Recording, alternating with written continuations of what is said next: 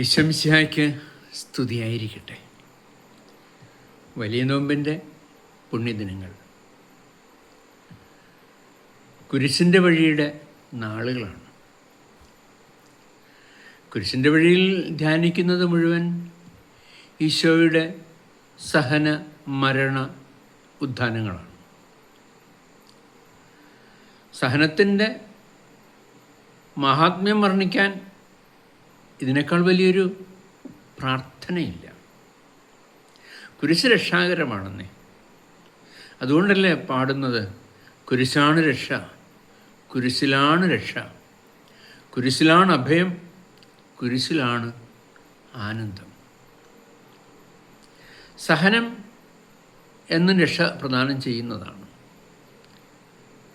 നമ്മുടെ അനുദിന ജീവിതത്തിലെ സഹനങ്ങളാണല്ലോ നമ്മുടെ കുരിശ്. അതെടുത്ത് അനുഗമിക്കാനാണല്ലോ ഈശോ ആവശ്യപ്പെട്ടത്. തൃശ്ശൂരിൽ മരത്താക്കര എന്നൊരു കൊച്ചു ഗ്രാമമുണ്ട്. ആ ഗ്രാമത്തിൽ ഒരമ്മയുണ്ട്. 57 വർഷക്കാലം സ്ട്രെച്ചറിലും വീൽ ചെയറിലുമായി ജീവിച്ച ഒരു കന്യാസ്ത്രീ. 1956 വ്രതവാഗ്ദാനം. 57 തന്നെ അൾത്താരയിൽ പൂവയ്ക്കുന്നതിനിടയ്ക്ക് നിലത്ത് വീണു, നടുവൊടിഞ്ഞു, കിടപ്പിലായി. വിദഗ്ധമായ ചികിത്സകൾ കിട്ടിയതുകൊണ്ട് ജീവൻ രക്ഷിക്കാനായി. പക്ഷെ ഒരേ ഒരു കിടപ്പാണ്, ഒറ്റ കിടപ്പാണ്. സ്ട്രെച്ചറും അത്യാവശ്യം വല്ലപ്പോഴൊക്കെ ഒന്ന് വീൽ ചെയറും, അതാണ് അഭയം, മറ്റൊന്നുമില്ല.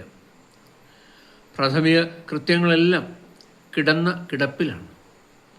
മഠത്തിലാണെന്ന് ഓർക്കണം, പരിമിതികളുണ്ട്, വീട്ടിലല്ല. പരിചരണം കിട്ടിയേ പറ്റൂ. ആ അമ്മ അങ്ങനെ സഹനത്തിൻ്റെ ശയ്യയിൽ കിടന്നുകൊണ്ട് കുഞ്ഞുങ്ങളെ പഠിപ്പിക്കാൻ തുടങ്ങി. അക്ഷരം അഭ്യസിക്കാൻ വരുന്നവർക്ക് അക്ഷരം പറഞ്ഞു കൊടുക്കും. അതങ്ങോട്ട് വികസിച്ചു. 57 വർഷമല്ലേ സ്ട്രെച്ചറിലെ കിടപ്പ്. ആ സഹനത്തിൻ്റെ കിടക്ക,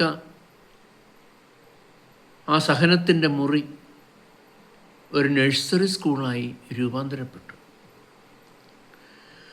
ഒരു 10-12 വർഷത്തിന് മുമ്പ് ഒരു ജൂലൈ 5-ാം തീയതി അമ്മ മരിച്ചു. പിറ്റേ ദിവസം പത്രത്തിൽ വന്നത്, തൃശ്ശൂർ നഗരത്തിലെ ഉന്നത ശ്രേണിയിലായിരിക്കുന്നവരിൽ 60% പേരും ഈ അമ്മയിൽ നിന്ന് അക്ഷരം അഭ്യസിച്ചവരാണെന്നാണ്. ഒരു കഷ്ടിച്ചൊരു 4 അടി നീളം കാണും, ഒരു 10, 12, 13 കിലോ ഭാരവും കാണും. അത്രേ ഉള്ളൊരു വ്യക്തി. പക്ഷെ പാൽ പുഞ്ചിരിയാണ് മുഖത്ത്. എത്രയോ വ്യക്തികളാണ് ആശ്വാസം തേടി വരുന്നത്, കൗൺസിലിങ്ങിനായിട്ടൊക്കെ വരുന്നവരെല്ലാം ഹാപ്പി ആയിട്ടാണ് പോകുന്നത്. ഈ എളിയദാസനും ആ അമ്മയെ സമീപിച്ചിട്ടുണ്ട്. അമ്മ ഈ തലയിൽ കൈവച്ചൊക്കെ പ്രാർത്ഥിച്ചിട്ടുണ്ട്. ആ അമ്മ മരിച്ചു, ഒരു 10-12 വർഷങ്ങൾക്ക് മുമ്പ് മരിച്ചു. അമ്മയെ അടക്കിയ കല്ലറയിൽ ഇങ്ങനെയാണ് എഴുതി വച്ചിരിക്കുന്നത്: നീ സഹിക്കുമ്പോൾ നിനക്ക് നേട്ടം, നീ സുഖിക്കുമ്പോൾ നിനക്ക് നഷ്ടം. ആ കൃശഗാത്രയായ അമ്മ ആ സഹനത്തെ നേട്ടമാക്കി. നമുക്ക് അനുകരിക്കാം. ആമേൻ.